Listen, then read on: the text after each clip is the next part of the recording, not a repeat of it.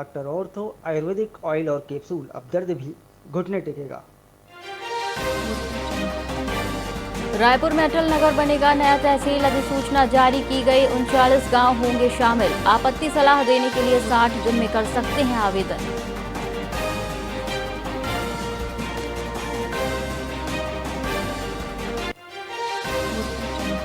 सरगुजा से शुरू हुई हवाई सेवा 1 साल बाद पूरी तरह बंद हुई। फ्लाई बिग ने सरगुजा रायपुर बिलासपुर हवाई सेवा बंद की। 999 से बढ़कर 5,999 तक पहुंचा किराया, यात्री हुए कम। बिलासपुर में वाहन की टक्कर से सीआरपीएफ जवान की मौत। छुट्टी पर आया था घर। गुरु घासीदास जयंती मनाकर लौटते वक्त हुआ हादसा। दोस्त गंभीर रूप से हुआ घायल।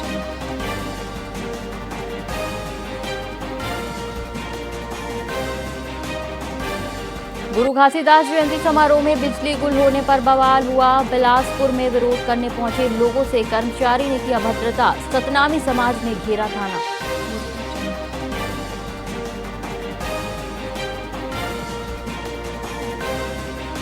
सुकमा के डीएसपी उमेश वर्मा पर दंतेवाड़ा में जानलेवा हमला हुआ। महिला ने पुरुष दोस्त के साथ मिलकर चाकू से वार किया।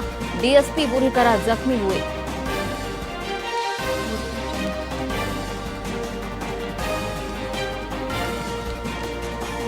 नमस्कार, आप देख रहे हैं वीआईपी न्यूज और मैं हूं आपके साथ एकता सिंह। आइए रुक करते हैं खबरों की ओर।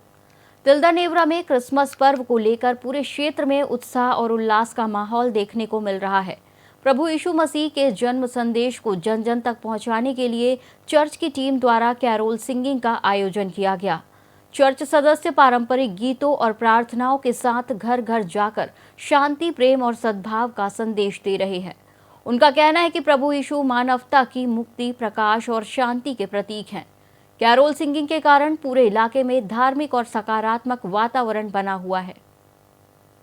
हमारे प्रभु यीशु का जन्म का संदेश पूरे परिवार में, पूरे मोहल्ले में सबके लिए हम लेके आए हैं। ये खुशी का समय है और यही खुशी का समय सबके ज़िंदगी में रहे। प्रभु यीशु अपने इस जन्म के द्वारा हम सब की मुक्ति और हम सबको प्रकाश में करके सबके सुख और शांति के लिए हमारे पृथ्वी पर जन्म लिए हैं। हमारे एमसीबी जिले के नई लेदरी क्षेत्र में मोहारा दफाई मंदिर में भालू के अचानक पहुंचने से हड़कंप मच गया। देर रात मंदिर परिसर में घुसकर भालू ने प्रसाद और आसपास रखे सामान को नुकसान पहुंचाया। बीते कई दिनों से भालू रात के समय मंदिर और आसपास खुलेआम विचरण कर रहे हैं, जिससे श्रद्धालुओं और ग्रामीणों में भय का माहौल है। वन विभाग ने भालुओं से दूरी बनाए रखने की अपील की है, जबकि स्थानीय लोगों ने प्रशासन से इस समस्या का त्वरित समाधान करने की मांग की है। घटना का वीडियो वायरल हो गया है और ये क्षेत्र में चर्चा का विषय बन चुका है।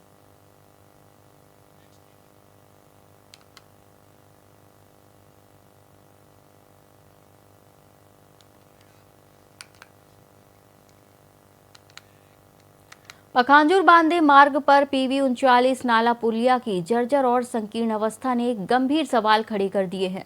कल सुबह 14 चक्का वाहन पुलिया पर अनियंत्रित होकर नाले में गिर गया, जिसमें चालक और उसकी 5 वर्षीय बेटी गंभीर रूप से घायल हो गए।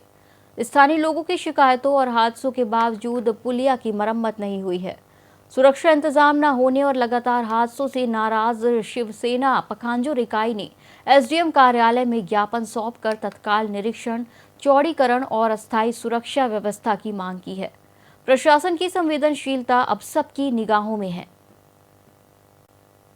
आज जो ज्ञापन सौंपा गया है पूरा पार्टी की तरफ से, शिवसेना बेटी की तरफ से, तो सबसे बड़ी दिक्कत ये आ रहा है 39 पुलिया जो 33 के जैसे ही पार होते हो, जो जर्जर पुलिया का जो हालत है, जिसमें अंदर रेलिंग है, आए दिने वहाँ पे दुर्घटना होता रहता है। करीबन मैजिक 14 चक्का गाड़ी, रिसेंटली घटना है, कल की घटना है, जिसमें एक बड़े मालवाहक जो ट्रक है वो गिर चुका है, जिसमें जान माल की क्षति हो रहा है। इसके जिम्मेदार कौन है? आज जो ज्ञापन कांकेर जिले के दुर्गुकोंदल ब्लॉक मुख्यालय स्थित सामुदायिक भवन में लैंगिक समानता को लेकर विशेष कार्यक्रम का आयोजन किया गया।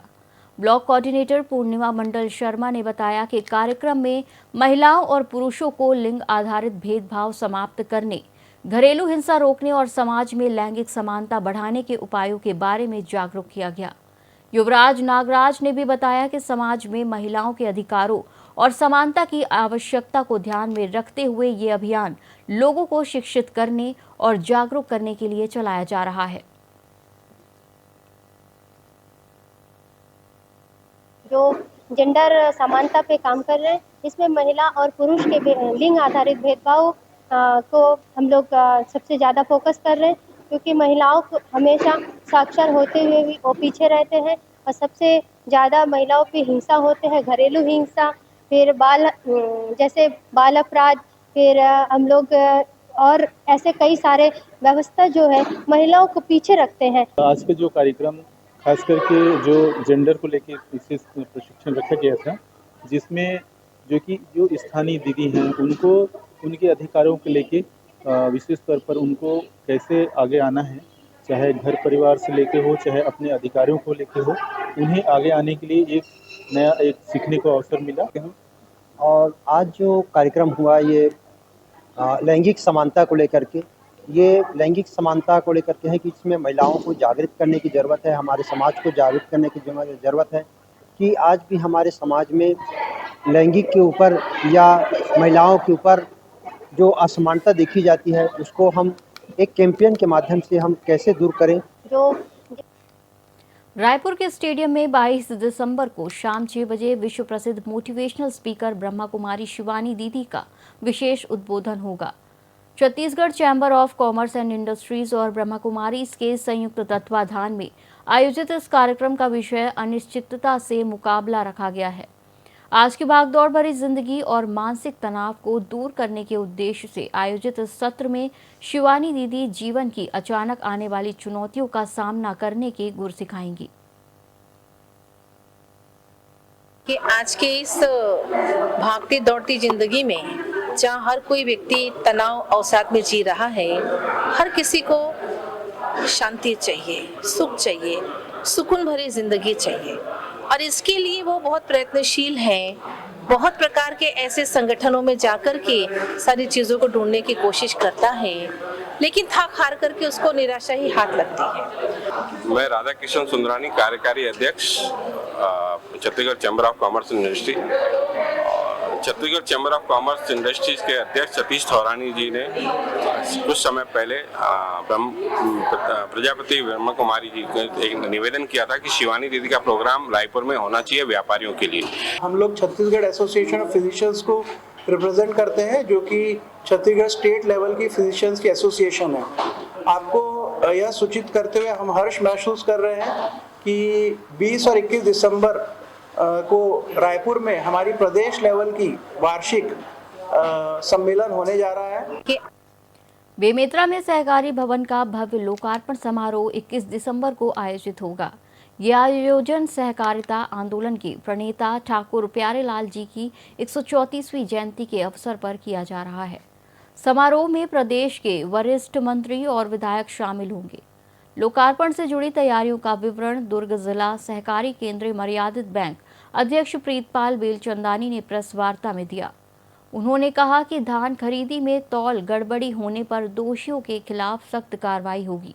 आयोजन में बड़े पैमाने पर कार्यकर्ताओं की भागीदारी रहेगी। पत्रकार वार्ता का उद्देश्य 21 तारीख ठाकुर प्यारेलाल सिंह जो सहकारिता पुरुष राज्य सरकार के गजट में है, उनके जन्मतिथि दिवस पर सहकारिता का एक तोहफा बैंक के रूप में जो अभी तक पेंडिंग था उसको 21 दिसंबर को 13 तुझको अर्पण क्या लागे मेरा की भांति सहकारिता के हमारे लोगों को बैठने उठने सुविधा के दृष्टि से उस भवन को सौंपेंगे। चिरमिरी में आयोजित विधानसभा स्तरीय कार्यशाला में प्रदेश के स्वास्थ्य मंत्री श्याम बिहारी जायसवाल मुख्य अतिथि के रूप में शामिल हुए। राज्य सरकार के 2 वर्ष पूरे होने के उपलक्ष्य में आयोजित इस कार्यक्रम में सरकार की उपलब्धियों को जन जन तक पहुंचाने की रणनीति बनाई गई। मंत्री जायसवाल ने कार्यकर्ताओं को संबोधित करते हुए कहा कि मोदी जी के नेतृत्व में देश और सुशासन के साथ छत्तीसगढ़ विकास के पथ पर अग्रसर है। उन्होंने स्वास्थ्य, शिक्षा और रोजगार के क्षेत्रों में हुई प्रगति को गिनाते हुए कार्यकर्ताओं से बूथ स्तर पर संगठन को मजबूत करने का आह्वान किया।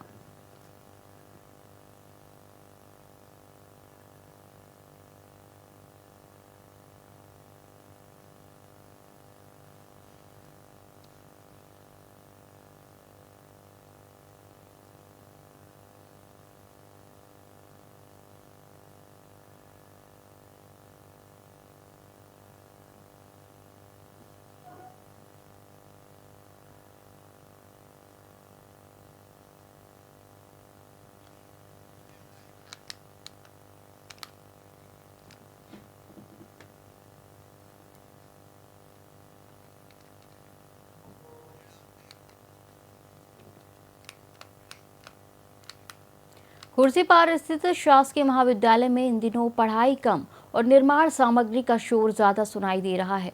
कॉलेज परिसर के पास लंबे समय से जमा बिल्डिंग मटेरियल और भारी वाहनों की आवाजाही ने छात्रों और शिक्षकों की मुश्किलें बढ़ा दी हैं। जन भागीदारी समिति के अध्यक्ष बी राजू ने इस समस्या को लेकर कलेक्टर को ज्ञापन सौंपा है और नगर निगम को पत्र लिखकर इसे हटाने की मांग की है। समिति का आरोप है कि मलबे के कारण न केवल गंदगी बढ़ रही है बल्कि शैक्षणिक वातावरण भी दूषित हो रहा है। कलेक्ट्रेट आए हैं। मैं खुर्सीपार मोहनलाल जैन शासकीय महाविद्यालय के जन भागीदारी समिति का अध्यक्ष हूँ और वहाँ पर विभिन्न प्रकार की अनियमितताएं थी, जिसमें की है जोन आयुक्त और जोन 4 में के अंतर्गत आने वाले महाविद्यालय परिसर में जो आपका ऑडिटोरियम बना है वो दिन के वक्त भी चालू रहता है और उसके कारण से क्या है, शिक्षा और शिक्षण में व्यवधान उत्पन्न होता है। कलेक्ट्रेट आए हैं। इस बुलेटिन में फिलहाल इतना ही। आप देखते रहिए VIP न्यूज़। नमस्कार।